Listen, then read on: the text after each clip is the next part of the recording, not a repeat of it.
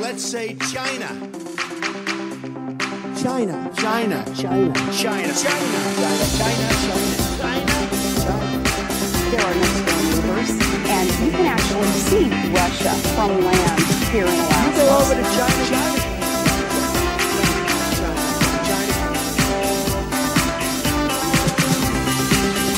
I did not have sexual relations with that woman.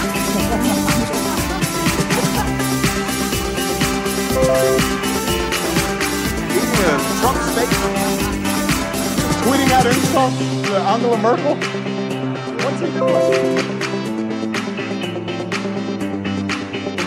Ladies and gentlemen, please welcome your host. Yes. Hello. What was that noise? Oh well. I am James Andrews, and you are listening to So This Happened, the only news you need if you tried something once, it didn't work, so you decide to try it again. It is Friday, the 16th of February, 2018, and today the former Republican presidential nominee, Mitt Romney, has announced that he is getting back into politics with a Senate run in the state of Utah. Now, when he announced it, he had a nice little dig at Donald Trump. Utah is admired not only for its beauty, but also for the character of its people. Utahns are known for hard work, innovation, and our can-do pioneering spirit. But more than these, we're known as a people who serve, who care, and who rise to any occasion. When I joined Utah's 2002 Olympics team, the Games were in trouble. People wondered whether we would be able to recruit the 25,000 volunteers we needed to work 17 straight days for no pay and no tickets. When we put out the word, 47,000 applied. Utah has a lot to teach the politicians in Washington. Utah has balanced its budgets. Washington is buried in debt. Utah exports more abroad than it imports. Washington has that backwards. Utah welcomes legal immigrants from around the world. Washington sends immigrants a message of exclusion. And on Utah's Capitol Hill, people treat one another with respect. I have decided to run for United States Senate because I believe I can help bring Utah's values and Utah's lessons to Washington. Utah is a better model for Washington than Washington is for Utah. Over the last 5 years, Ed and I have spent a good deal of time with our 24 grandchildren. I've gone back to business, campaigned for Republicans, and met with young people across the country. Ann has championed her Center for Neurologic Research. Given all that America faces, we feel that this is the right time for me to serve our state and our country. I ask for your support and your vote, and I look forward to meeting you over the coming year. If you give me this opportunity, I will owe the Senate seat to no one but the people of Utah. No donor, no corporation will own my campaign or bias my vote. And let there be no question, I will fight for Utah.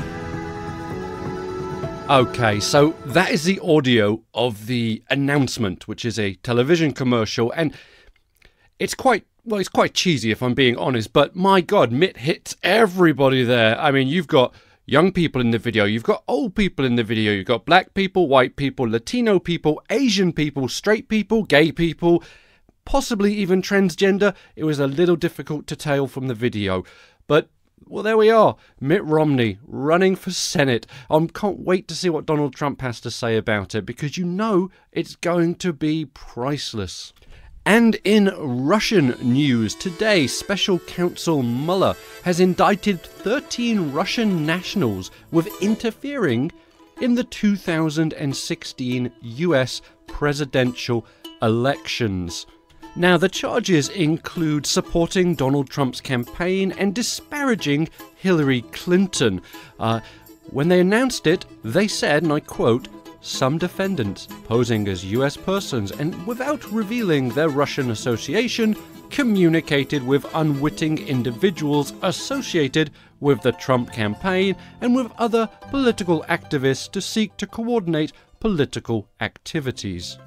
And it wasn't just Hillary Clinton these Russian nationals were going after. The charges also include that they posted derogatory information about other candidates in the Republican race, including Ted Cruz and Marco Rubio. And I have to be honest, you know that this still has to be going on, doesn't it? When I'm on Twitter, the amount of people that send things to me which are less than complimentary, and their name is always something like Donald Trump is God's gift or something along those lines.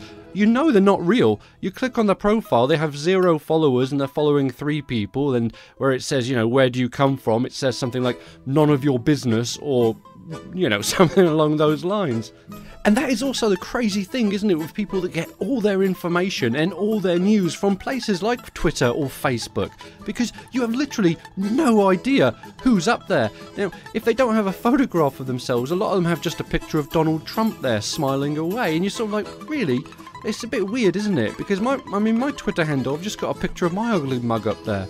It changes every once in a while when I get bored of it, but it's always just me up there, I'm not really hiding who I am. So I think when people hide who they are on social media, either they're really scared or they're fake.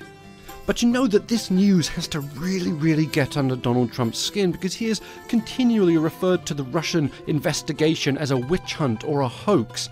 So here is the Justice Department now saying, well, we actually have evidence that we have Russian nationals that were spreading bullshit to you and your supporters. What do you have to say to that, Donald Trump? And, he's just going to say it's fake news. That's fake news. Yes, it is, and that's the point, Donald. It was fake news, mate. Just not the fake news that you like to talk about. And one of my favourites, one of the favourite tweets that went out on this thing was, it was from October 2016, and it read, Hillary is a Satan, and her crimes and lies had proved just how evil she is. It doesn't even say, it's not even good English, is it? Hillary is a Satan. There's many of them, I think.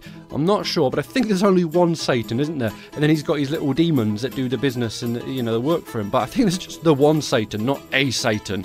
And her crimes and lies had proved, past tense. The grammar's terrible. I'm not a grammar Nazi in any way, shape or form. I'm atrocious at that kind of thing. But when you read that, because this is the kind of thing I see on my Twitter all the time, sentences that look like that, and you just go and you can't even write in English, mate. You just fucking went to Google Translate and went Russian to English, or, wherever you're from to English, and it sort of got it mostly right, but it kind of mixed up the tense a little bit, and it's just the sheeple. The sheeple, that's what they are. They just look and go, oh, it must be true, it's on Twitter. And there's a picture of Donald Trump there with Trump is God's gift. That's the name of the Twitter man. It must be true, has to be. Yep, Hillary is definitely a Satan. And now we have to move on to the terrible shooting from a couple of days ago at Stoneman Douglas High School. We were in the middle of the show last time when the news started coming through, and again I apologise for ending the show early, but it just really got to me. So now a few days have passed, and now the politicians and the people are all coming out to make their voices heard. And there seem to be two very distinct camps. You have the we need gun control now camp, and you have the we need more guns now camp. Now, if you listen to me a lot, you know exactly which side of this argument I fall on. And I think when there's a shooting, the argument that we should just not have the guns and then there won't be shooting is, well, it's a fairly good argument in my mind. But the other side of the argument, no, we need more guns. And this is not just one or two people saying this. This is millions of people saying it's not a gun issue, it's a mental health issue. Even the president, well, I say even the president, of course the president, said it's not a gun issue, folks, it's a mental health issue. Well, he didn't actually say it wasn't a gun issue, because in his speech yesterday, he didn't even mention guns once. Not once did he say the word gun or gun violence. He said mental health, warning signs, over and over and over again, but not once did he actually mention the weapon. And like I say, he's absolutely not alone in this. There are millions of people out there right now, all over the internet, talking about how if there were more guns, this wouldn't have happened. If somebody had been packing, they would have put him right down and there wouldn't have been a shooting. It would have been an easy solution. The problem is, it's not an easy solution, is it? And I don't know how else to say it, but more guns just don't make you safe. It doesn't make sense, does it? When you say, oh, if we had more guns, we'd be much safer. Why would we be more safer? I've been trying to figure this one out, and I've talked to some people about this, and I've said, I don't understand why you think if everybody had a gun in the entire country, we'd all be safe. Of course we wouldn't be. There'd be lots more killings. You're driving down the road and someone cuts you off. Fuck you. Bang. I mean, that would happen, wouldn't it? It absolutely would happen because certain people are just on the edge and shouldn't have a gun. For instance, people who have a history of mental illness should not own guns. Now, President Barack Obama signed a bill which made it so that background checks would be much stronger and they would weed out people who had mental illness. Now, that bill was supposed to go into effect December 2017, but guess what? Donald Trump overturned it before it ever had a chance to become law. And then he has the gall to go on television and all over Twitter talking about how this isn't a gun issue, it's a mental health issue. And the mental health issue is such a cop-out, it's not even funny. You know how many people in this country have mental health issues? Millions and millions and millions. You know how many of them shoot up schools? Very small percentage of those people. It's got nothing to do with mental health. Granted, if you're mentally unstable, a gun is much more dangerous in your hands, yes.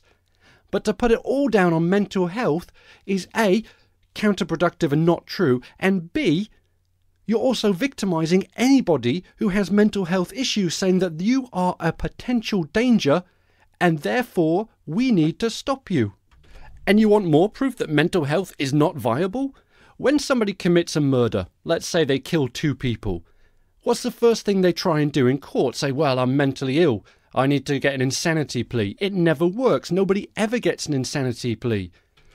And if it was truly just a mental health issue, the prisons would be pretty much empty, but the mental hospitals will be full of fucking people that killed people, but it was all because they had mental health issues. And every time there is a mass shooting like this, we all rally behind the politicians and say, do something, come up with a law that stops this. Everybody says, yes, we'll do that. We've got to change this. And then a few days go by and all of a sudden there's new headlines, big bright new headlines, and everybody forgets about the shooting and it goes back. And then 2 months from now there's another shooting and the whole cycle begins over and over again.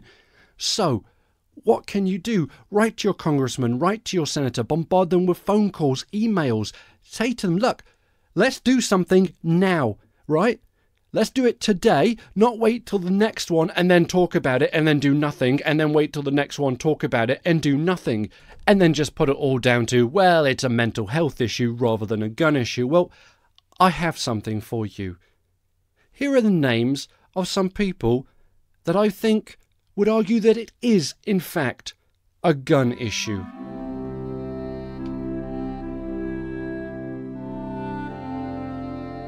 Stanley Almodovar 3, age 23. Amanda Alvier, 25. Oscar Aracena Montero, 26. Rodolfo Ayala, 33. Alejandro Barrios Martinez, 21. Martin Benitez Torres, 33. Antonio D. Brown, 30.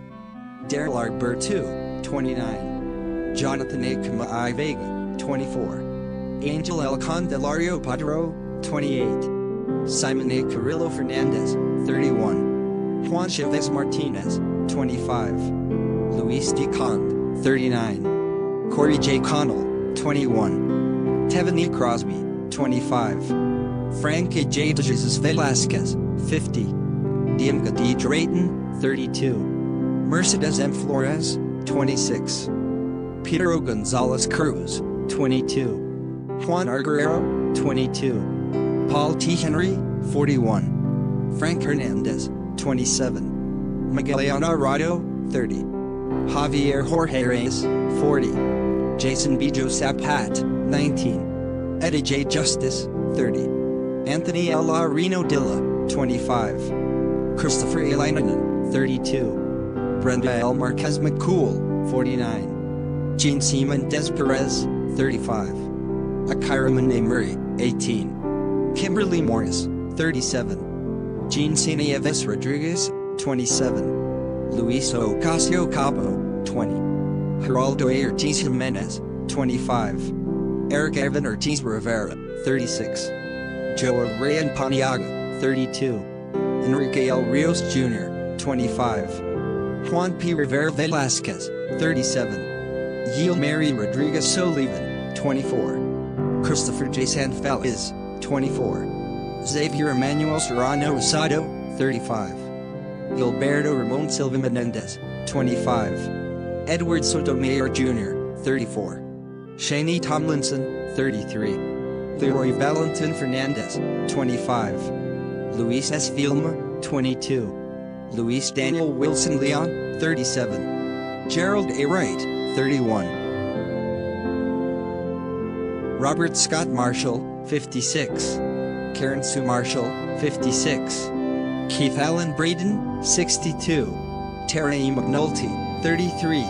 Annabelle Rennie Pomeroy, 14. Peggy Lynn Warden, 56. Dennis Neal Johnson Sr., 77. Sarah Johns Johnson, 68. Lute, 71. Joanne Looking Bill Ward, 30. Brooke Brian Ward, 5. Robert Michael Corrigan, 51. Shani Louise Corrigan, 51. Therese Sagan Rodriguez, 66. Ricardo Cardona Rodriguez, 64. Haley Kruger, 16. Emily Garcia, 7. Emily Rose Hill, 11. Gregory Lynn Hill, 13. Megan Gale Hill, 9. Mark Daniel Holcomb, 36. Noah Holcomb, 1. Carla Plain Holcomb, 58. John Brian Holcomb, 60. Charlotte Bacon, 6. Daniel Barton, 7. Olivia Engel, 6. Josephine Gay, 7. Dylan Hockley, 6. Madeleine Chu, 6. Catherine Hubbard, 6. Chase Kowalski, 7. Jesse Lewis, 6. Anna Marquez Green, 6. James Mattioli, 6. Grace McDonald, 7. Emily Parker, 6. Jack Pinto, 6. Noah Posner, 6. Caroline Privity, 6. Jessica Ricos, 6. Aviel Richman, 6. Benjamin Wheeler, 6. Allison Wayne, 6.